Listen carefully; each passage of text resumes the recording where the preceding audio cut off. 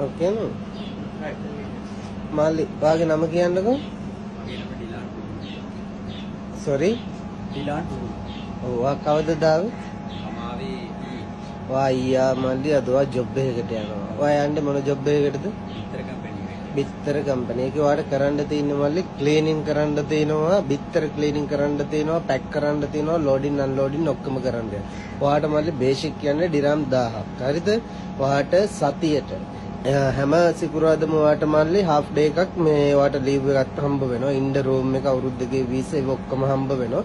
වෙනම වාට ඩිරම් 300ක් වාට කැමට හම්බ වෙනවා. වා ඊයේ ඇවිල්ලා අද වා ජොබ් එකකට යනවා. මොනවද හිතන්නේ කියන්නකෝ? ගොඩක් සතුටුයි. හර්ෂ අයියා ගානේ වාට කියන්න පුළුවන් දෙයක් තියෙනවද? මොකද වාගේ යාළුවගේ මාර්ගෙන් තමයි වා ඩුබයි එකට ඇවිල්ලා තින්නේ. මොකද වාගේ යාළුවත් මගේ මාර්ගෙන් තමයි ඩුබයි වලට ආවේ. විශ්වාසය තියලා තමයි වත් ආවේ. ඉතින් ඒ විදිහට වාට වැඩේ කරලා දුන්නා. වාට දෙන්න පුළුවන් තව එක්කෙනෙක් එන්නේ ඉන්නවනම් ඩුබයි වලට ලංකාවේ ඉඳ වාට දෙන්න පුළුවන් කමෙන්ට් එක මොකද්ද කියන්නකෝ?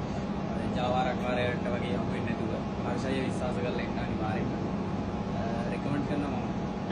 හරි මල්ලි යන පරිස්සමට ගිහිල්ලා වැඩ කරගන්න. වාට මොනවා හරි දෙයක් තිබ්බොත් ඕන වෙලාවක මැසේජ් එකක් කෝල් එකක් දාන්න පුස්සන්න. හරි.